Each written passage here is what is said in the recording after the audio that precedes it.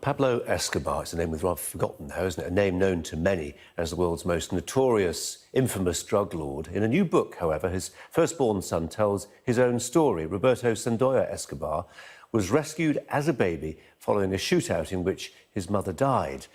Adopted by an MI6 agent, he never knew his true identity until he was 24. I mean, those are the ingredients already of a quite extraordinary story that have been documented by Roberto, who joins us now to talk about the book.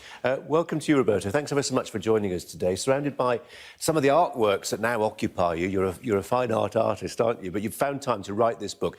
I scarcely know where to begin. Let's start at the beginning, when you were a baby, not even a young child. You were a baby.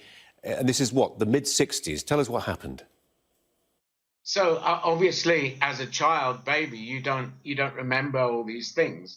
What we're actually talking about here is a situation where later on, my adopted father, the MI6 agent, has to tell me who I am, and that is obviously a dreadful shock to me. And I asked him what these vague nightmare memories were that I was experiencing as a baby, and described them to him. And then he obviously came clean with what had happened to me.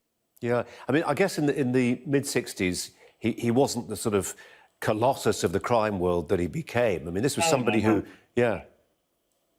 Yeah, so effectively, Colombia was full of gangs, similar to gangs we have today in inner cities, really. And a young Pablo Escobar was a member of one of these gangs, and unfortunately for them, decided to take it upon themselves to rob one of the armored cars of the De La Rue operation in Colombia, which led to a special forces raid on the hideout of the gang, where they got the money back.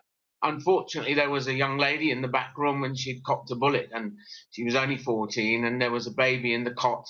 And this is all the stuff that Dad told me later. And he was with her when she died, and he promised to look after her baby boy. And the boy was Roberto Sendoya Escobar. But, I didn't know any of this really until I was much older.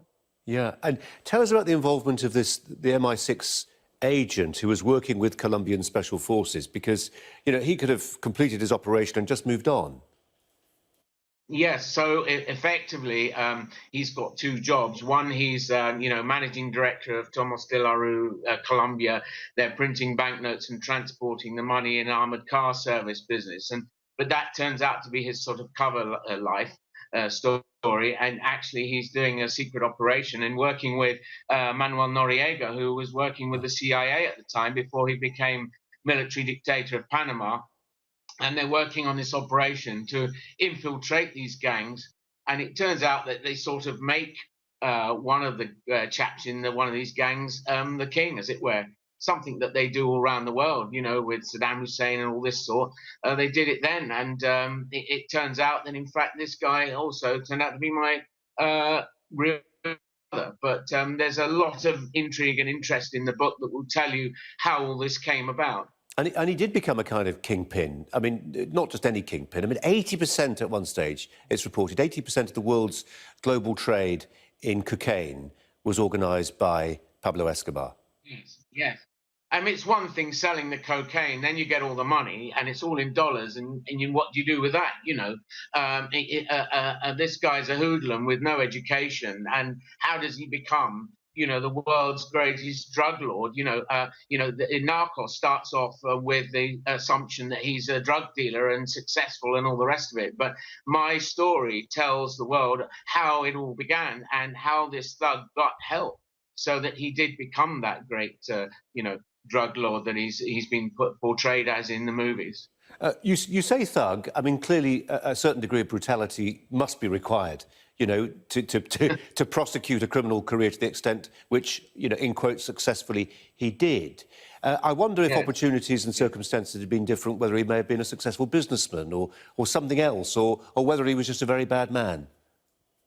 No, well, I mean, it is all about nature and nurture, and there's no doubt that the opportunities arose for him, and he was helped by these grown-ups, if you like, and I won't say Pat Whitcomb didn't help him to a certain degree, so they could infiltrate the businesses they wanted to track, of course, and that's part of the secret operation. And these agents do have to cross the line to get him into these organizations. But you're right in saying that, it is possible you go one way or the other. And interesting enough, as you can see, I'm an artist for my work. Interesting enough, that although my half brother and I don't know each other, and frankly we don't get on very well either, the fact is that we've grown up completely separate lives, and we both end up doing drawing for a living.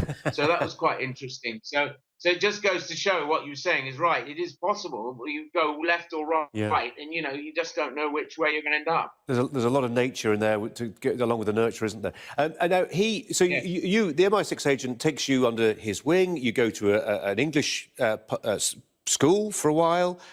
You get set on this completely different trajectory. Pablo Escobar tried to make contact with you. Is that correct?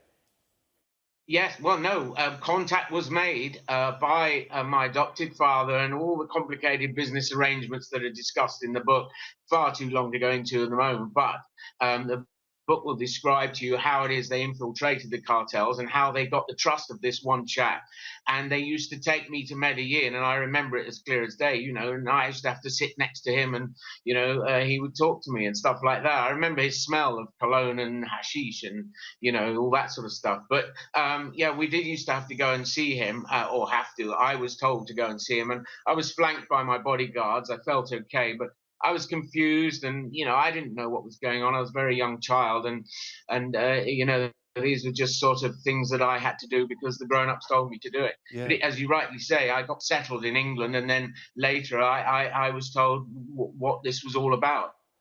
And do you remember, Roberto, when you heard that he'd been killed in this shootout in, what was it, 1993? Yes, yes. So 93 was a very bad year for me.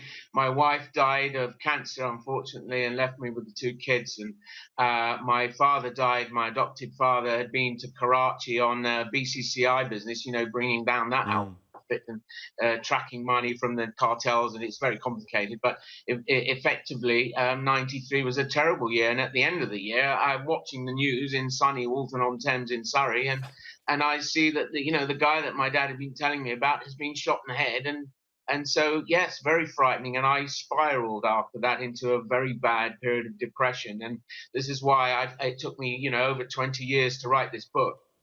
I tell you what, Roberto, people write books with about 1% of the interest value of your life story that you tell us, or are going to be telling us in this book. Absolutely incredible. Just one final thought. I know you as an artist, you're known as Philip Whitcomb. Which name do you prefer to go by? Yeah. One that tells the story of your life, or that? Yes, I've got, it's basically I've got two lives and two names. It's not a problem. I've been called a lot worse than Philip Whitcomb in my time. Well, we very much appreciate you joining us today with your story. Thanks ever so much. Thanks a lot.